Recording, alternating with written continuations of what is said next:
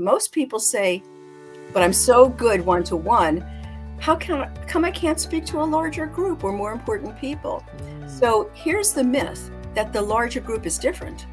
The larger group are a bunch of ones that you would normally speak to, all gathered together. So when you speak to one person, the way you always speak to one, all the other ones will hear you. You really have to drop this picture that there's something different about being in a large hotel room with 1,000 people. There's 1,000 ones, and you kill with ones. Welcome to the Warriors at Work show. This is Jeanie Coomber, your guide and host. This is a show for men and women in the workplace who want to move from the predictable to the potent. This is your weekly dose of inspiration with an edge. I talk with CEOs and shamans, sports marketing executives and therapists. All of us are like-minded thinkers and doers who tell stories, share wisdom, and challenge each other to have the best life possible inside and outside the office. Welcome to your Warrior Conversation. Hey everybody, it's Jeanie. Thank you so much for joining me here at Warriors at Work. All right, you ready to bring your public speaking skills to the next level? Or maybe you have a horrific fear of public speaking. Or maybe you're thinking about, I want to do a TED Talk. Well, welcome to a conversation with an expert who does all of those things.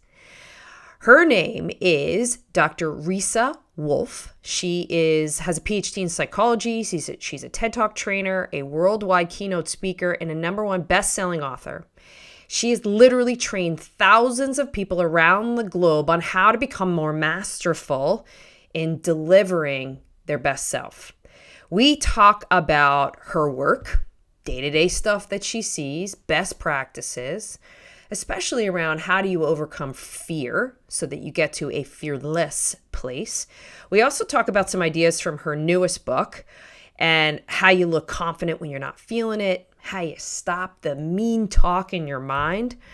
But ultimately, it's all in an effort to get you to show up as your authentic, genuine self with a lot of power.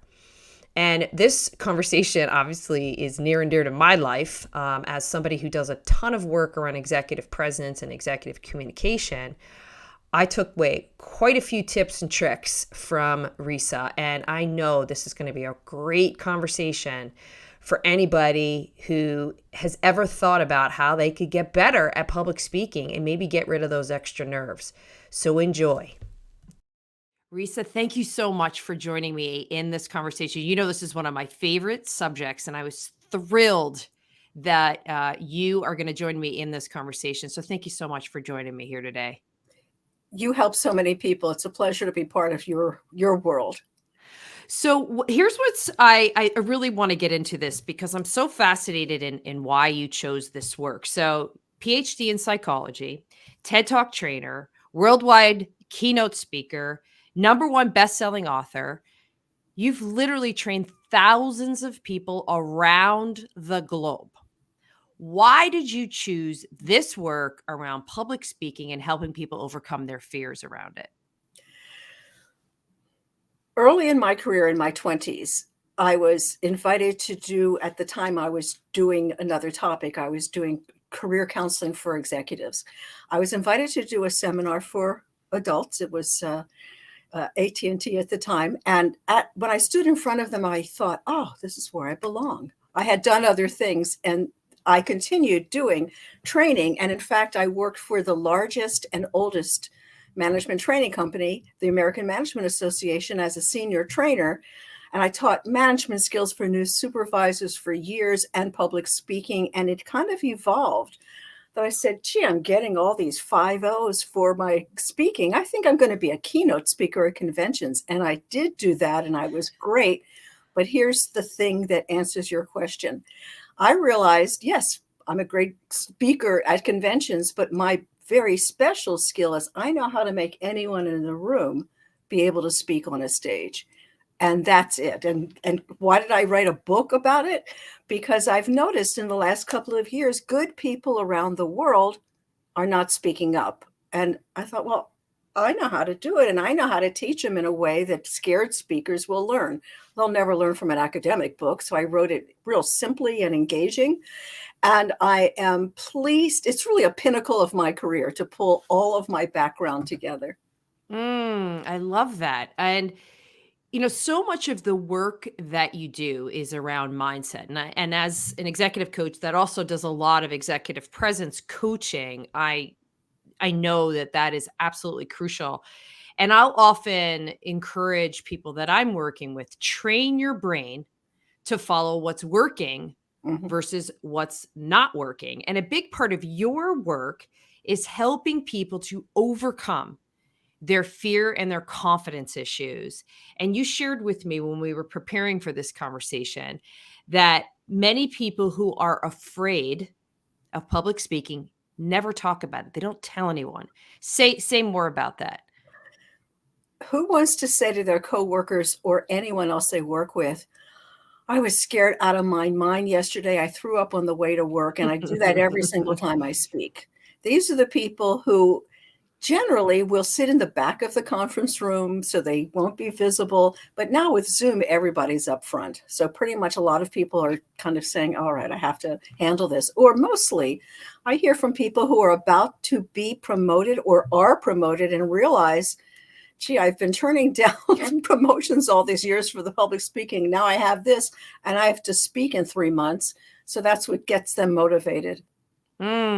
So let's break down a part of that too, because I would love for you to share. And one of the things that we talked about is everyone's nervous in the first 5 minutes. So say more about that. Mhm.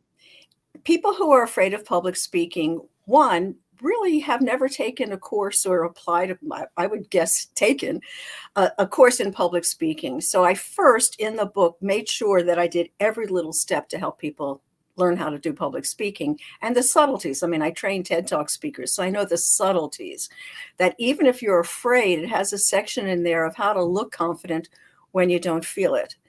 But there are a lot of reasons and a lot of thinking in the head that makes people fearful. One of those is the one that you just said. All people on earth are have normal speaking fear the first 5 minutes. It's just really part of our most basic DNA that when we came from caves and when we separated out and all eyes are on us, we're going to go, oh, this is not safe. Now that still is active even though we are safe. So what I suggest is that you rehearse the first 5 minutes. And how should you rehearse them? Not only with your material, but also think of yourself 5 minutes later.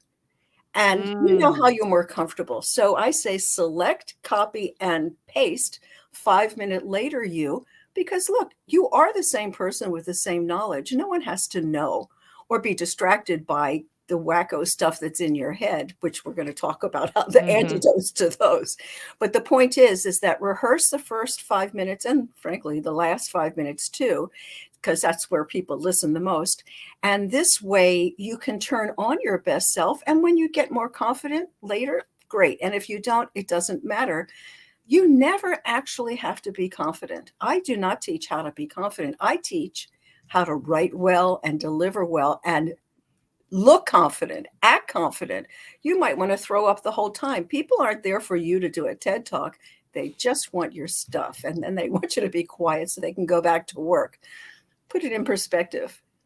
I was coaching a leader with a colleague of mine, and the expression this leader would often say is be bright, be brief, be gone. That's it. Be bright, be brief, be gone. You talk about preparing the first 5 minutes, and what I help people to do is before it's quote unquote go time, the 5 or 10 minutes before you're on, what are you doing to prepare yourself mentally, physically, spiritually, whatever it is, Mhm. so that your self critic, that mean girl in your mind, or the committee, my Yes. colleague calls it the committee doesn't take over. What are those things to ground your energy, to remind you of your humanity, to get you calm, to give you consciousness into your best self? And then moving into that, the more you practice, the better you get. And the Mm. more you train your brain. I love that. Well, let's talk about your book because you made reference to it. So the book, which is available, it's a bestseller on Amazon. Mr. Bear Speaks Without Fear, and there's a piece of it right over your shoulder there.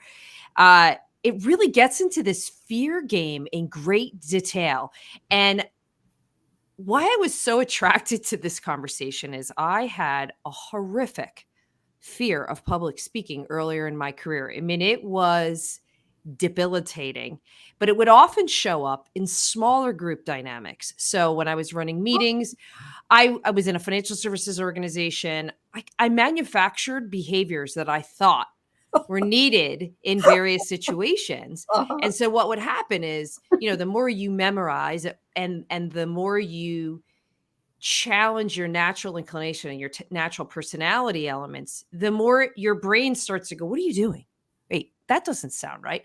So the fact that we're talking about fear, like the little kid in me is just loving this conversation. And I want to talk about 3 ideas that you talk about in your book. You have a lot of ideas, but the 3 that I pulled out that I'd love to hear you elaborate on.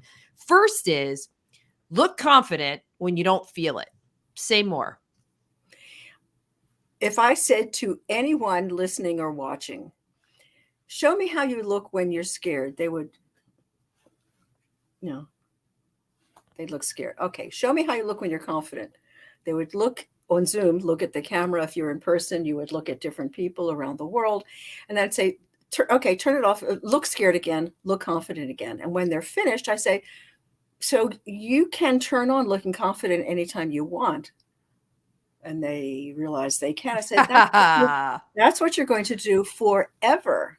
And a practice asking, even holding up the questions you hope you don't get, hold them up, look at them, and answer them with that same confidence. Because as you know, often when people are trying to sabotage you, you want to show that you take the work seriously and you don't take yourself as seriously. Oh my goodness, I love that. Stop tormenting thoughts. Tell me how to do that. Firstly, I'll tell you some typical mistakes that people make that causes speaking fear. One is they fear making mistakes. And with your friends and you say, we're going to go there on Thursday. No, Friday night. Or you say, it's at 2:00. No, I think it's at 2:30. You know how when you make mistakes, you just fix them and keep talking? Right. Do that in front of everyone else. Even in rehearsal, when you make mistakes, it's not if, you will make mistakes. It's one of the things that we do at work we can't do perfectly. Instead of starting over, which kind of is saying, oh, I know I can get this perfect, you can't get it perfect. So drop that completely forever. And just as you make mistakes in your rehearsal, fix them and keep going. Fix them with no, oh, I'm so sorry. I really did stop all the drama and just keep going. No one will remember.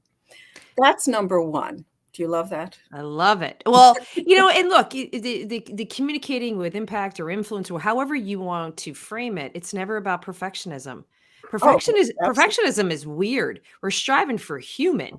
And what you're talking about, that's the more human you are, the more relatable you are, the more powerful you come across. I love that.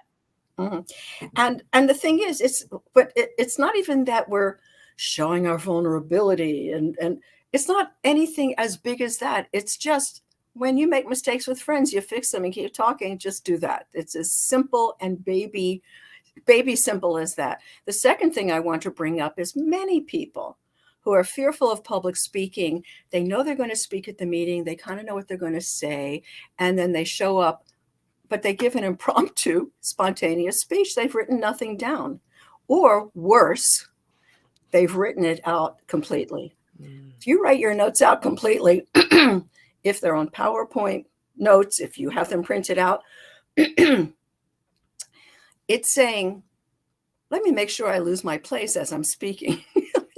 No one can find their place. So what I suggest is this, is the only thing to memorize are the openers and the closes.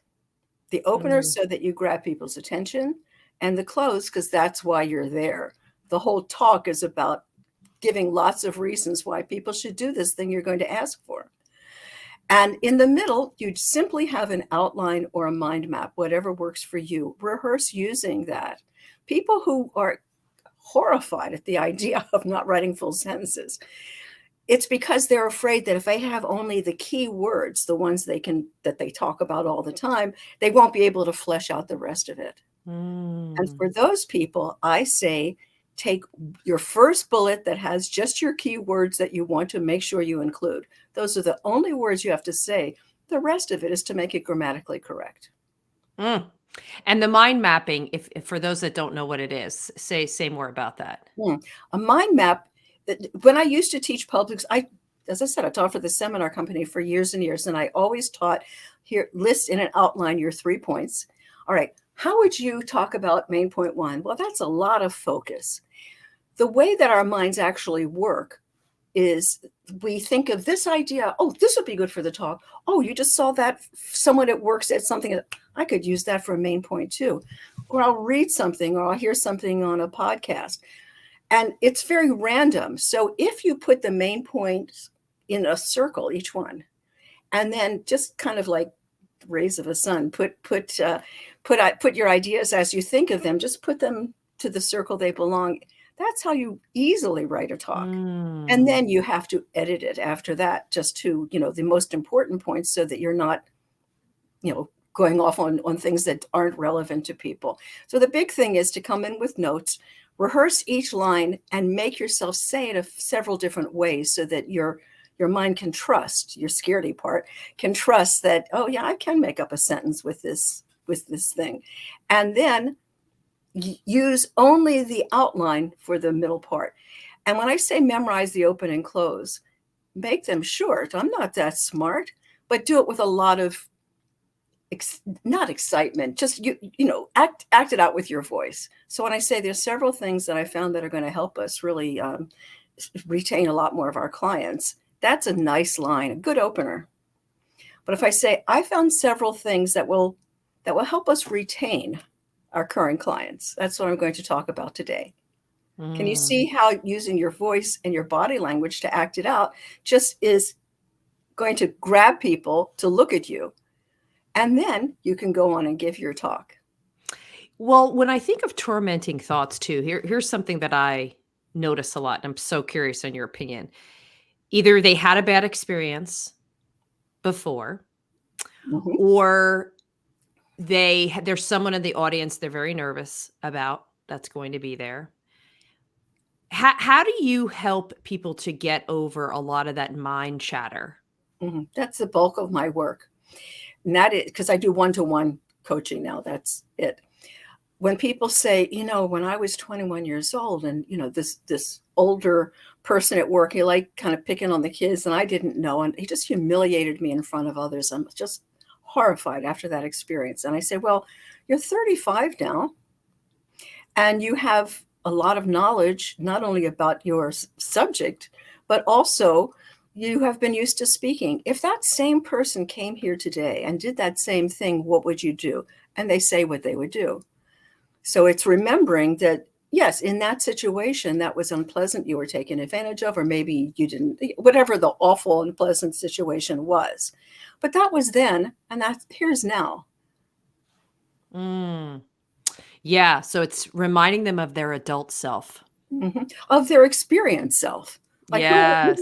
What would you do if that same horrible person who was just cruel shows up? And they, off the top of their heads, they go, oh, I would. And then so just recognize who you are today. And when your mind reminds you of that, you say, yes. And if that happens again today, no, I won't do any, that won't get me off track. Is that transferable too, also for any colleagues or maybe senior leaders in the audience that you're intimidated by? Do you find that to be a helpful technique as well? What I find is that when I used to teach seminars, I would be in Fortune 500 companies. I'd always ask the president of the company and any other leaders, oh, come in and visit. You don't even have to ask permission. Just slide in, slide out, whatever you wish. When they would come in, now, trust me, I've been doing this so long, I know it kills. I know I'm really great. But when they walked in, all my old authority figure issues came in. So this is what I would do. First of all, when someone interrupts your meeting, you have to stop, acknowledge them, wait till they're almost sitting, and then repeat the last thing you just said to get them back to you. So they're not looking at Mr. or Ms. Big. But the second thing is this. Here's another wonderful tip for people who are afraid of public speaking. Most people say, I can't understand why I am so good speaking one-to-one or to a small group. Not you, you're the exception. But I'm so good one-to-one. How come I can't speak to a larger group or more important people? So here's the myth that the larger group is different. A larger group are a bunch of ones that you would normally speak to, all gathered together. So when you speak to one person, the way you always speak to one, all the other ones will hear you. You really have to drop this picture that there's something different about being in a large hotel room with 1,000 people. There's 1,000 ones, and you kill with ones. So as that boss came in this one time, because it happens, I would say, that was not an unusual thing to happen. I mean, and I'm not intimidated by the boss. I mean, I walked in and said, here, come in, but somehow when you're performing. Yes. So what I would do is I'd say hello to the person, and then I made very little eye contact after that. They know that I'm not there for them. And what I would do is as they came in, I would say, you're good with one. Just do what you always do with one. And I had to say it multiple times, but I would look at one or two and just deliver my stuff to them. In person, you look for about 5 seconds, and then you look at a different part of the room, find someone who's kind of looking at you, and then continue on. But I had to remind myself multiple times, you're good one-to-one, do what you always do. And in fact, it always works because I've told you the truth that you're speaking to one person, just a whole mess of them at once. I love that technique. I've never heard that before. I love that tech. I was thinking too, when you were talking about how things that you're really skilled, and I had to do a large Zoom presentation, but it was really all around this particular subject. It was like more of a keynote, not a presentation. And on Zoom, it does a participant count. And so I remember seeing 200. I look up, it's 300. And this is before I began. And then when it hit about 800 people, and I'm in the green room. I have all sorts of tips and tricks to ground my energy, calm my mental storming. I teach them all the time, whether they're meditation techniques, breathing techniques. I try to get bigger, but yet calmer. Bigger, but yet calmer. I tell you, I was so nervous. When I saw it hit 800, I realized, Jeanie, this is no different than if there were 8 people in the room. You're going to just stay in your body. You're not going to go down the road on what you think's going to happen. You're also not going to play any old records that things didn't go well. So I went back to my old advice, which is train your brain to focus on what is working. And I remember looking around my office. I don't know about you, but I have things in my office that remind me of my realness, my humanity. And I looked around my office. I was like, okay, I got that. Okay, I got that. I dressed up. Okay, this is good. My makeup looks good. Like I started saying all these like positive affirmations so that when it was go time, I had to stay in that lane, even when the nerves start to show up. Or I call her mean girl. Mean girl shows up. That sounds kind of stupid. Don't do that. And I say, no, mean girl. I'm doing really well. I'm good. I'm good. Yeah, that absolutely works. And here's the deal. You can look up 100,000 ways to lower. I mean, I have 45 in this book that are specific to public speaking at work, but there's no shortage of ways to, overcome your speaking, either speaking fear or just, speaking anxiety, it's social anxiety. The thing is, find something that works for you. I have this, all of us have this primitive brain that's still trying to help us and save us from danger. Now, our prefrontal cortex knows there's no danger. It doesn't matter. What I know is that my mean girl voice, as smart as I am, it's smarter. And as clever as I am, it's more clever. I have a lot of respect for that part that can really, yank me around. And so I purposely do, and you ask, what can people do ahead of time, is not just the day before you speak or that morning, but every day, the way that you have notes around the room to keep reminding yourself, I have things, they might make more money than me. They might have a fancier title than me. But in this meeting, I have information they don't know and they want. I love And as it. far as the numbers go, was it like on the laptop? Could you see the numbers of people? Well, on Zoom, it'll give you a Right. participant So count. here's my suggestion. You take a piece of masking tape and you cover over the numbers of people.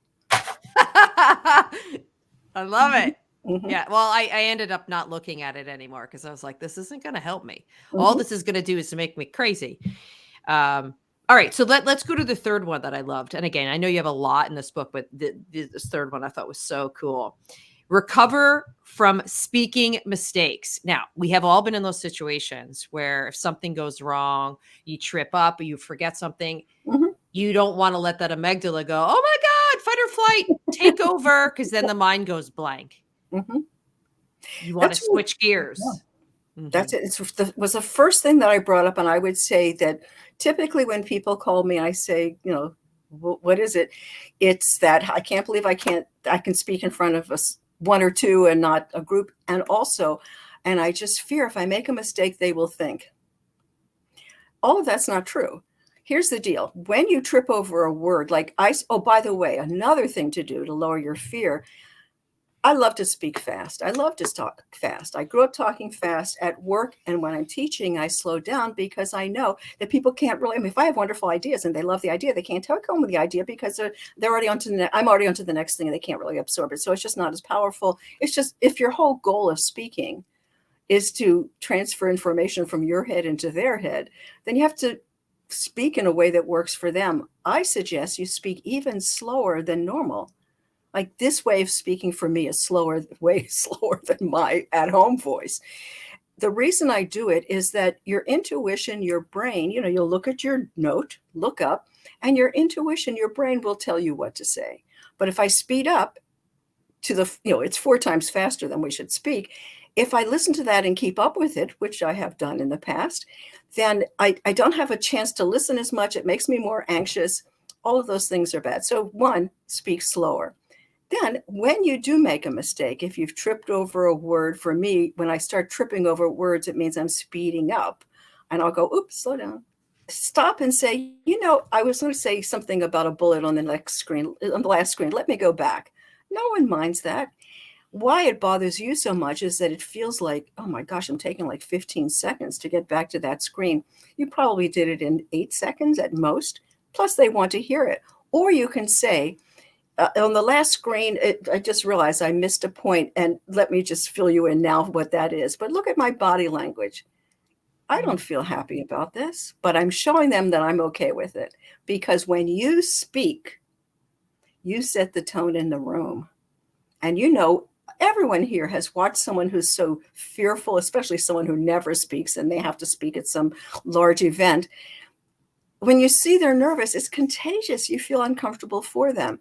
It's also contagious when you feel comfortable and confident in yourself. That's why I said you don't ever have to actually be confident, but you can see my rehearsal of saying, oh, I left something off in the last screen. Let me go back. I not only said it in a calm voice, I had a smile on my face. So This is true. called acting. Mm. I would say the biggest piece of mine is, one, come in prepared, learn how to write and learn how to be interesting. I coach a lot of people in tech. Like, how do you talk to non-tech people?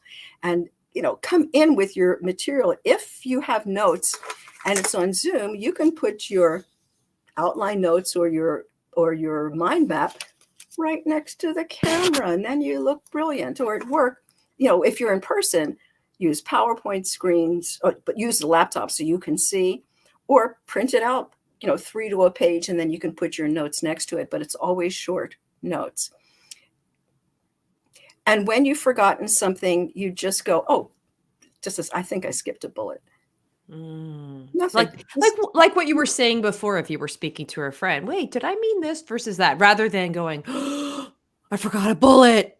Yeah, I'm the I forgot a stupidest bullet. person in the world. No, people only want to leave with your accurate information. When you make a mistake and you fix it, they completely are happy. And I suggest to everyone listening and watch the speakers that you admire the most at work and notice how they make mistakes. You just don't remember it because they don't make a big deal about it. Mm. What about, I hear this a lot. being asked questions where you don't know the answer. People are terrified of Mhm, that. mhm. The primary thing I would do is this. Certainly, you come in prepared when you're going to speak. And when you are preparing, think, what questions might I get? Well, I know the accounting lady is there, and then the techie guy. So you think ahead. What will they ask? You've been there before. If you're a new person, talk to a colleague who's been there and say, what they might they ask? Write that question down and put some bullets under it just to prepare your brain that you could, kind of be ready to do it. You can't anticipate every question. Mm. If you don't know an answer, you simply say, and look very serious, grab a piece of paper and say, I'm going to write that down. I'll get back with everyone. I'll get back to you on that. Who else has a question? Or you could say, if I know, I'm going to kind of give an overview. I'm a leader. I'm going to give an overview, but I'm not an expert in all of these things. People on my staff are experts. I might bring one of them along and say, if I get a question on that technical thing or that financial thing that you're an expert in, I will say your name, repeat the question, and then you will answer it. In other words, when I bring my technical person, someone asks me a question, I'm not going to turn and say, Joanne, what do you think? Because Joanne's thinking about what is she doing here in this meeting? So you want to be sure that you're fair. And even at a large convention, in a very huge convention, when we were in person, you could say to someone, if they ask me about this, can I call on you? Sometimes your boss is in a meeting or your boss is in the convention. And you set it up ahead, and then you do the same thing. You don't know the answer, but you could say, let me talk to an expert on this. Look what I'm not doing. I'm not saying, oh God, what, I guess I better let you talk to the expert on this. Same words. Yeah. Act as if you're just fine with it. Bill, what do you think? Anyone else want to chime in on an answer? But the trick is when you give it over to the group, you got to grab them back. And when the last person's finished and people start talking among themselves, you say, oh, in a big, loud voice, thank you so much. Let me review the last thing that we did and how that ties in. And then so with your loud voice, you've pulled people back to you, because essentially when you're speaking, you're managing people's attention from you to the PowerPoint to maybe a handout, back to you, to that person, but back to you. So rehearse ways of gathering people back to you when you somehow have lost them. What about thinking on your feet? It's the same thing that if you are planning, if you're at a meeting and you hadn't planned to speak, you're not on the agenda, think ahead. I mean, don't be silly. Think ahead. What are they talking about? Even if it's some new project or something, there is a chance they're going to turn to you and say, well, what would be your take on that part of it? Mm-hmm. So once again, anticipate, what might I be asked? But here's the other thing. When someone asks you a question at a meeting, they know you have not prepared, and this is a spontaneous response. So people aren't going to mind when you go, oh, let me think about that. Well, we did have something 2 years ago that was similar. You know what I'm going to do? I'm going to check on. No one judges you for speaking spontaneously, in a normal way that they do too. It's all about how you do it. Are you signaling calm, confidence, Mhm. and ability to have rapport, or are you going, oh my goodness, this is the most frightening question ever? Right. There's a great technique that my colleague stumbled upon years ago. It's actually a form of improv, and you may have some familiarity with it, but I'll throw it out there for anybody following and listening, which is it's a great model to use if you are put in those situations where you have to speak without any preparation, but you need to be calm and confident and still have connection. And what it is confirming rephrasing, which you were making reference to before. Make sure you heard the question, because you're also starting to get your brain revved up. You just got a question on why Reesa has a red shirt on. And then you can go into, well, if you have little to no information, what do you do? What do you know? So you give some content. Mm-hmm. And then if you have way too much information, which I coach a lot of people on, well, they'll just talk until they find their point, and they're expecting that their audience is going to track them. You give a couple of thoughts. You give a couple of thoughts. And it's amazing how that will take a lot of the fear and the worry out of it, because it's now a Mhm. mental construct that people can go to. And it's not like I'm making something up. All I'm doing is giving something when I have little to no information, or maybe when I have too much. And it's just like a fun technique to help you organize your thoughts. So I just wanted to add that to what you were sharing. I really like that because having a template that you can turn to, it's like selling an idea. There's usually a template that people use when they're trying to persuade people Mm, and sell an idea. And to have one for, ooh, if I'm called on and I don't, spontaneously and don't know an answer, I'm going to do this. But the big thing is rehearse that whole thing at home in your bedroom. You don't listen. The first time I have notes, and I'm a paid keynote speaker like Jean, and the first time I rehearse new notes, do you find the same thing? I'm terrible. I stink. I'm oh, falling over. yeah. It's like, "Oh." Yep. Now, I know that the 5th, 8th time I rehearse it, I'm going to be like a lot better. I want to show them the 8th or 9th or 10th time that I've said it out loud. People who are afraid of public speaking, they begin to rehearse. They stink the same as I do. And they go, oh, you see, I can't do it. And they just Right. walk away. So the first time they give their talk is in front of the real people. That's not clever. Mm. Well, I couldn't agree with you more. Usually the first time I do a run through, I'm like, God, I used weird words. That doesn't feel natural. God, I would never say that. Boy, I'm making weird facial expressions, because I'll grab my smartphone and record myself.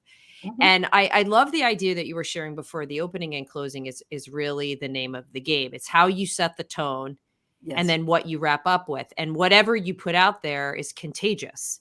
So if you're excited and happy to be there, the room's going to be like, okay, this is good. And Mhm. I think the other thing that's really important when you're practicing your opening in particular, I don't use fancy language. Oh, I never. use very straightforward, simple, plain spoken vernacular. And I know Mhm. Amy Cuddy talked a lot about this in her book Presence, and I'm sure you're familiar with her. Yes. And one of the things that she talked about, which I loved, which is we as human beings relate more to words that are in connection than we do with words that are more competence based. Ah, And we process it faster. So yes. it's like quick shortcuts rather than saying big fancy vernacular. Like I was just talking to my freshman in high school. I have to do a talk at a career night at her high school tomorrow night. I mean, when was the last time I was in a room full of juniors and seniors in high school? She's not going to be there, but juniors, seniors. I was nervous, and we're driving home from school, and I said, No. Shannon, here's what I'm supposed to be doing to kick it off. And I start using these words that we use a lot in business. She goes, Mom, I don't know what any of that means. What are you really trying to say? That's it. That's And I it. was like, thank you for reminding me of what I coach people to remember about this Mhm. every day. Mhm. Plain, simple language. Say what you Absolutely. mean and make sure it feels natural to you. Mhm. Mhm. Uh, And that comes from rehearsal. But there's a related topic that I'd like to insert here, and Yes, please.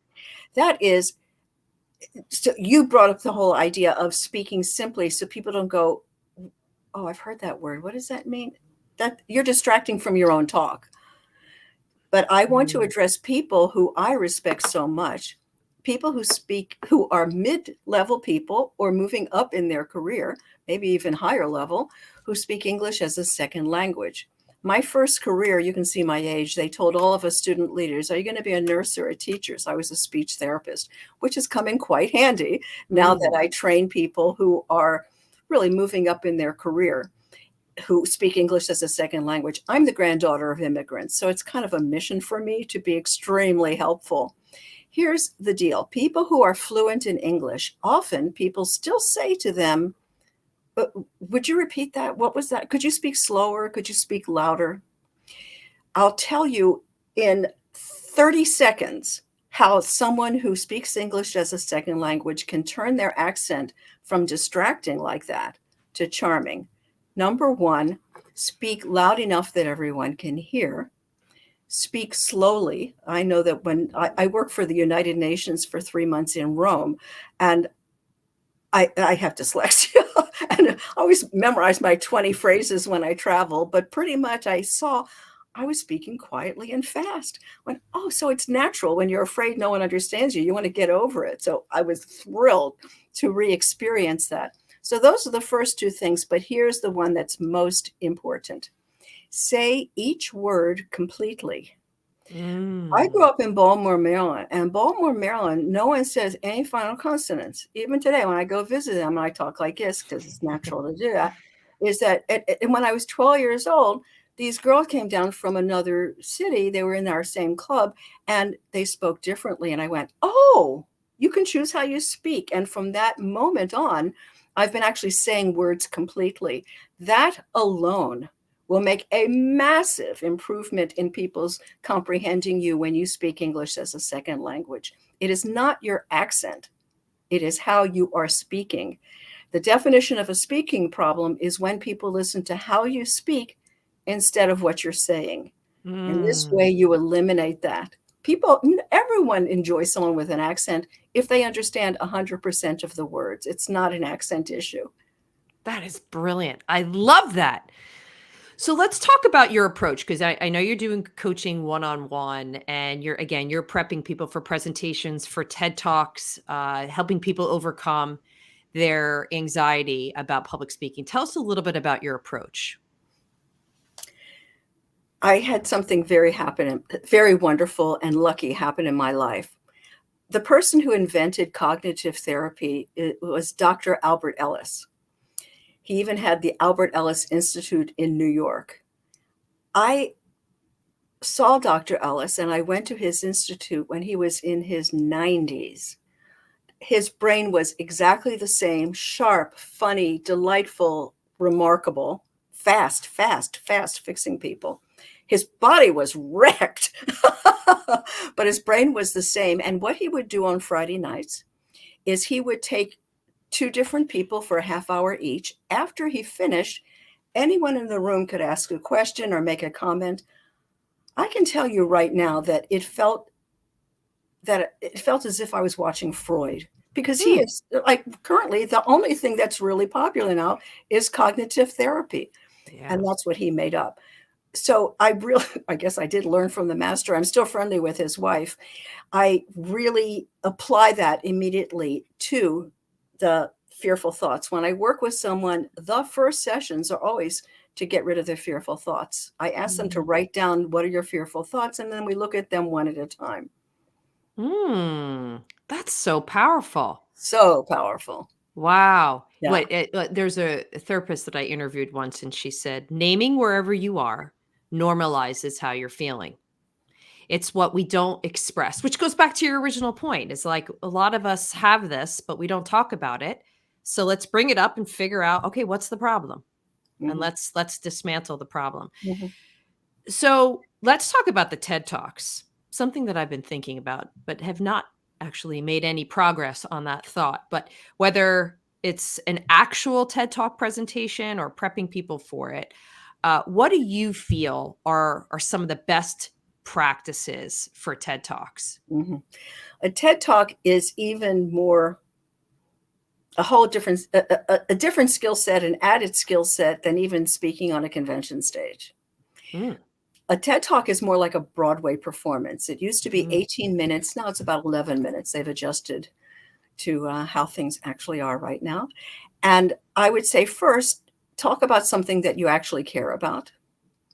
Think of what are the three things that you would say. So I would say, for you, as an example, just keep writing down, first of all, decide what your topic would be. And you can give more than one TED Talk, so it doesn't have to be the topic of the universe, but something that you care about that you know will help a lot of people. And then maybe come up with the three main points. And then over time, as you are coaching people, you know how sometimes you say the same exact thing, but you say it really well that day. And so you can record yourself or use auto or something so that you can capture good lines. And then you start to collect good lines. Then you rehearse, but it's also really making sure that your voice is acting it out and your body language is congruent with it. When you're all finished with a TED Talk and any talk you're giving at work tomorrow, first, write the talk. right, start in the middle. What is it I want to tell people? What's the point? You already have the close. That's what is it I want them to do when I'm done. And you make a very, very brief opener. Mm. So when you're doing this, pretend that you're on a TED Talk stage.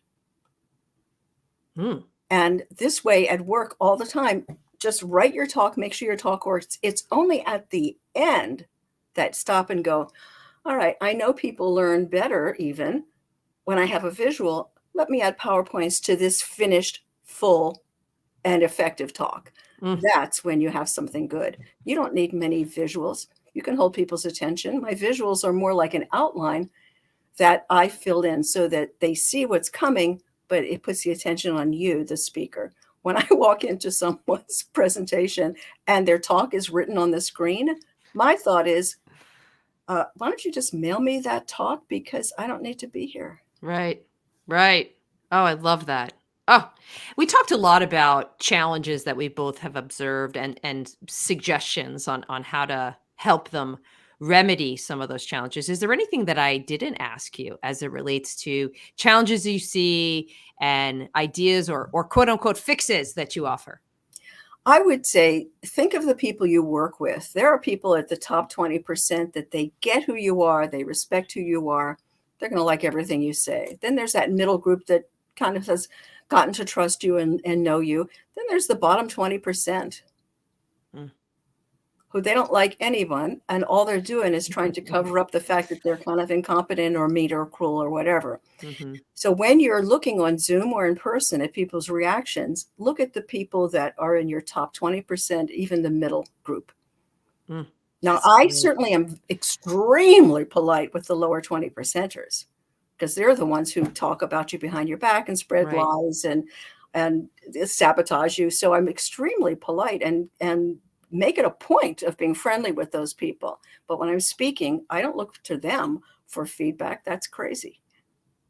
You know what's so interesting about what you've just said, and a lot of people will bring this up, is they get fixated on the naysayers or those that they think are going to detract from the meeting, the presentation. Mhm. And that no, you don't do that. You acknowledge, but that's not where your energy goes. Go to those that are bringing forward good things, adding more positivity, and let that guide you rather than fixating on, oh Mhm. gosh, this person's not happy. Oh gosh, this person looks distracted.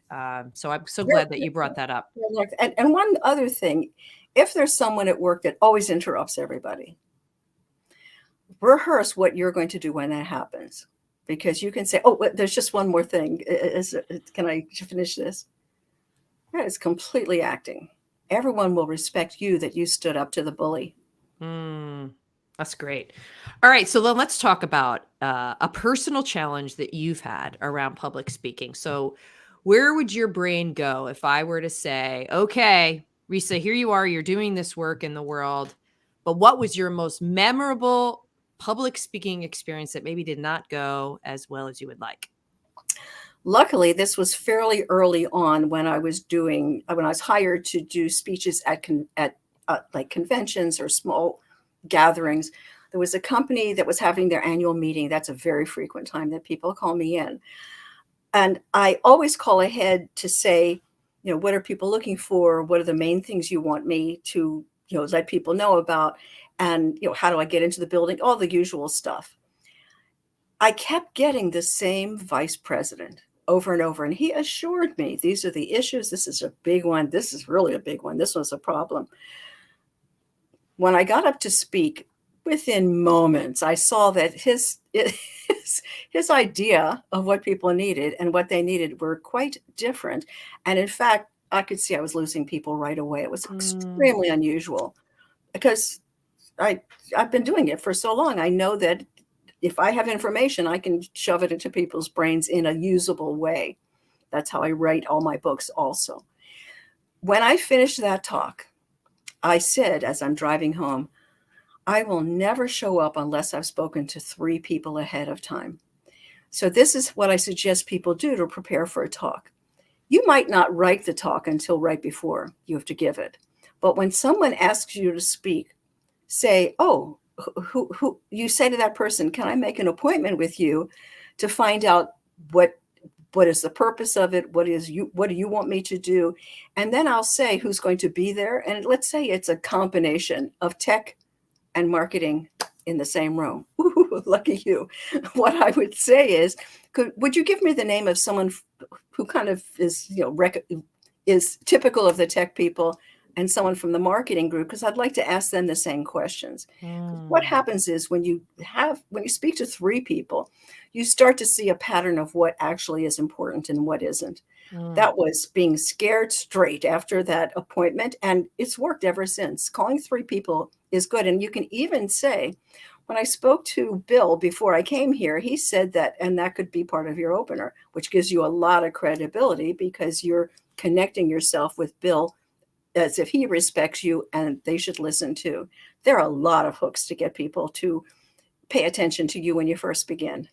Oh, I love that story. Well, so I'm going to share mine. Please.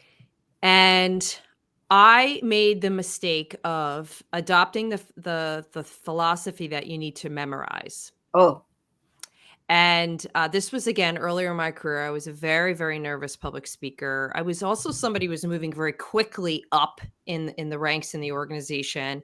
And so I never really got my footing. I was always like constantly adjusting, which is, one of my strengths, but in situations where I had to be highly visible. And it was a Saturday meeting. It was a top producer conference in New York City in a big conference room. So 100 of the top producers for this division were going to be there. And I was running a operational service team that was going to support all these top producers. It was part of the number one initiative for the division, was this new team that I was launching. So I practiced my presentation 125, 26 times. I know that because I counted how many times I practiced, and it was only 10 minutes. And I go to do it. I had a podium, and I remember, what they tell you, that knee knocking nerves, like that actually happened to me. And I was gripping the podium so much so that my fingertips were white. And I had a colleague off to my left, and he told me afterwards he thought he was going to have to catch me. He thought I was going to pass out. And there was something that was like, I don't know if it was divine. I don't know what it was, but I got this download, this get out from behind that podium, because you have all this energy and it's stuck. You need to use that energy. I have a big personality. You use your energies, use your gestures, use your body to pull the room with you. And the moment I did it, it was like a complete gear got switched. So the first, let's say 90 seconds, I looked uncomfortable, deeply uncomfortable. And it ended up having wild success. Lots of people came up to me. Wow, that was great. And someone who I really admire and value his opinion said, Jeanie, I was worried. First started, I go, you were worried. I thought it was over, but it was a valuable lesson for me. I did not do what you said. I didn't practice my opening and my closing. I was shooting for perfection. And that's never the name of the game. Perfection is not what this is. This is looking human. This is looking relatable. This is offering and relaying information, to your point, that people need and are interested in. And so I just never forgot it. And it's a story that I'll often relay when I'm talking to people that are deathly afraid. And I would say, it doesn't mean I don't get nervous. I still do. I just don't associate it as bad. I'm just like, okay. Yeah. And so when you told me everyone gets nervous in the first 5 minutes, it was like a huge confirmation. It's okay. We're just human. All okay. Yeah. When you notice you're nervous, which everyone will be, including me still, if I say, oh God, I'm nervous, I wish it would stop. Oh, I can't. Oh, God, I hope I don't go into anxiety. That escalates what's going on. But if you say, oh, look, I'm normally fearful, let me give them the second point. And then you simply, it's that old book of Feel the Fear, hold your fear in your hand and still do it. So you could have the fear the whole time. You still do it because you're not there to look adorable. You're there to help those people. So here's my final question. Who are those thought leaders that you follow and why? I'm a big expert on public speaking and every aspect of it. I listen still to people who talk about handling your brain, because it doesn't go away until our deathbed. It doesn't go away. And what I find is that as I'm handling it, it comes up with something else more clever. I have a lot of respect for the crazy, a lot of respect. There's a wonderful poster, anyone can look it up, about the two wolves. It's supposed to be an old Indian was talking to his grandson, and he said, there are two wolves living in your brain. And the first one is the bad wolf, and he listed, fear, greed, anger, all that stuff. And then the other one was the good wolf with all the wonderful qualities. You can get it in a second on Google. But the point is that sometimes I used to always wake up happy, but now with life, I wake up a little more concerned about something, and I just, oh no, that's a bad wolf. Let me remind myself to do what you always talk about, which is, who am I? What are my skills? How am I helping people? So I listen to people who work on their brains and stay centered in your highest and best self, because that's an ongoing issue for all humans. And the cool thing is, sure, it'll help you be a confident public speaker, but it'll help you in every part of your life. That when someone says something and you're upset about it, the bad wolf is ready to jump in and go, how dare. The good wolf goes, forgive them. They're having a bad day, or they're stupid. Just don't even pay attention. Love that. That's a big one, but I would say the people that I listen to, it's primarily now, I'm always listening to someone else who teaches public speaking. Could be another new cool thing. And we love, like this, we love getting together and sharing our, the subtleties that we've learned. But the big thing is you got to handle your brain. And to me, it's kind of a separate topic of if you notice that at work, people listening, that you have an idea and you don't raise your hand, and then someone else raises their hand and says your idea and gets the credit, you need to handle your cuckoo. Handle your brain. That's it. What a great way to end the conversation. So, Reesa, I'm so thrilled that we did this and that we got to share each other's experiences. And I'm so grateful that you're doing this work in the world. Wish you all the best with your wonderful book, Mr. Bear Speaks Without Fear, available on Amazon. And have a great rest of 2023. My pleasure. Real pleasure to be with you. Thank you for joining me for another episode of the Warriors at Work show. If you are interested in learning more about what we do at the Warriors at Work show and platform, be sure to go over to my website, Jeanie Coomber, and subscribe to my monthly Warrior Playbook newsletter. I share everything that I'm up to month by month, as well as some lessons and insights that I've learned. I'm also interested in hearing any feedback you have about this conversation or future topics. So reach out to me directly on jc@jeanniecoomber.com or on LinkedIn. Be sure to tell your friends and your colleagues about this Warriors at Work conversation. Subscribe, review, and rate us. It's the best way to get this message out into the world. Be well.